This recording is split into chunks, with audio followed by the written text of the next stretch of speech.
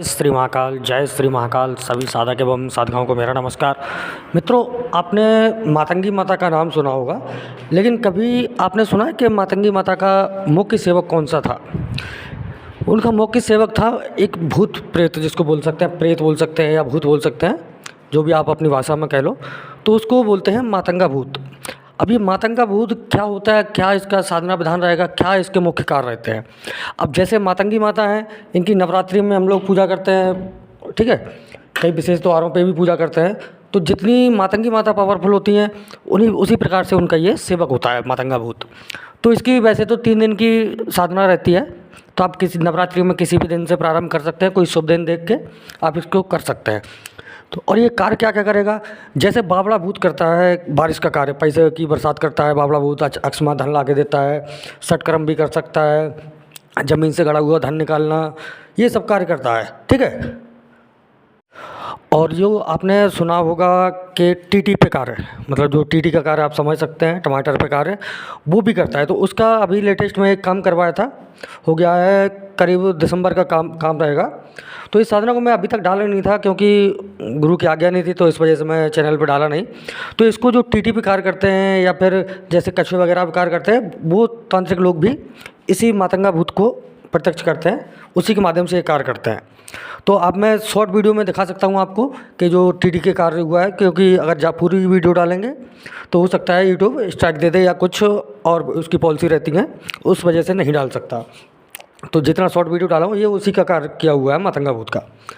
तो इसका मैं पूर्ण विधि विधान बताऊँगा आपको वीडियो के माध्यम से, तो वीडियो को ज़रा सा भी स्किप ना करें। और ये साधना आपको यूट्यूब पे कहीं नहीं मिलेगी, मातंगा भूत की साधना मैं बता रहा हूँ, बिल्कुल बावड़ा भूत की तरह होती है, लेकिन ये थोड़ा सा अलग होता है। तो इसका पूर्ण विधि विधान वीडियो के माध्यम से मिल जाएगा, तो वीडियो को ज़रा सा भी स्किप ना करें, अंत तक देखें, जिससे पूरी जानकारी आप प्राप्त कर सकें। और जो भी साधक साधिका, बहुत सारे साधक साधिका हमसे कहते हैं, गुरुदेव आपकी फ़ीस ज़्यादा है, आप इतनी फ़ीस लेते हैं, अदर चैनल वाले या अदर गुरु कम फ़ीस लेते हैं। तो देखिए, बात ऐसा है कि हमारा जो साधना रहता है वो प्रत्यक्ष रहता है, और 100% प्रमाणित साधनाएँ मैं देता हूँ, जिसके माध्यम से आप कहें कि अगर ये साधना, अगर आपने मेरे हिसाब से साधना की, तो मैं गारंटी लेता हूँ कोई भी आप साधना करके देख लीजिए, कभी असफल नहीं होंगे आप। और मैं कहता हूँ फुल गारंटी है मेरी पैसे वापस करने की, आप जैसे चाहें वैसे गारंटी मैं दे सकता हूँ। तो अब इसका साधना करनी कब है? आप नवरात्रि के किसी भी अवसर पे, किसी भी दिन से आप प्रारंभ करें।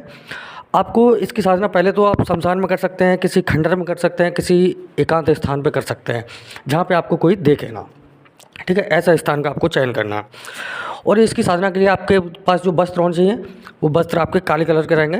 आप काले कलर के लुंगी वगैरह, तैमल वगैरह लगा सकते हैं, ऊपर निर्वस्त्र रहेंगे, ठीक है। और आपको लेना है एक 3 कोने का हवन बनाना है।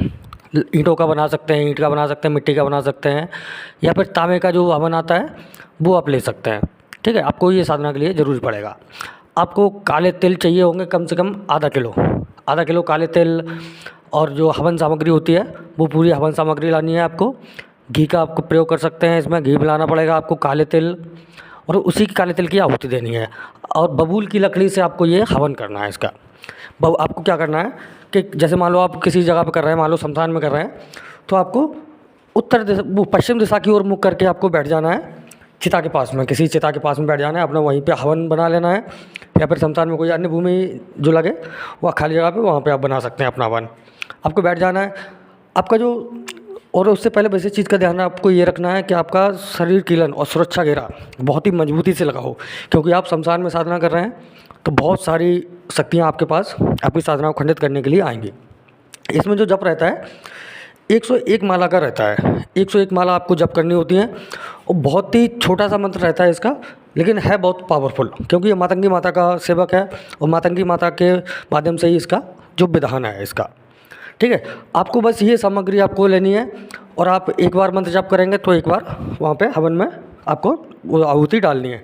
जो काले तिल और उसमें थोड़ा घी मिला लें, और जो हवन का जो धूप होती है घूमने वाली, उस धूप में ये सब मिला के आपको उसमें आहुति देनी है।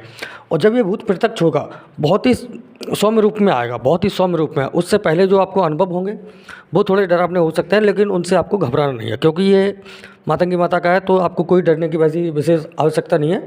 लेकिन फिर भी शक्तियों की साधना करते समय शमशान में कर रहे हैं, तो अपनी सुरक्षा का पूर्ण ध्यान रखें, अन्यथा आपको हानि हो सकती है। और जब ये सिद्ध हो जाए तो आपको इससे वचन लेने हैं मातंगी माता की कसम खे दे के। मातंगी माता की कसम दे के करेंगे आप वचन, तो आपको ये कभी धोखा नहीं दे पाएगा। आप जो भी कार्य बोलेंगे, जैसे टीटी का कार्य हुआ, टमाटर पे जो कार्य होता है, तो उसमें भी यही भूत हमारा साधक के माध्यम से संभोग करता है, उसी के माध्यम से पैसा उतरता है उस पर। और यही हमारा ज़मीन से धन निकालने का, गोडाउन शिफ्टिंग का, कोई सा भी कार्य करवा लो, बसीकरण का कार्य करवा लो इसके माध्यम से आप, तो ये हर एक कार्य करने में निपुण है। तो ये है हमारी साधना आज की मातंगा भूत की, तो जो कि आपको यूट्यूब पे कहीं नहीं मिलेगा। आप कितना भी खोज लेना, कहीं पे भी आपको इस मातंगा भूत की साधना नहीं मिलेगी। तो आशा करता हूँ दोस्तों आपको वीडियो ज़रूर पसंद आई होगी। अगर वीडियो पसंद आई है तो चैनल को सब्सक्राइब करें, वीडियो को लाइक करें। जय श्री महाकाल, जय माता काली।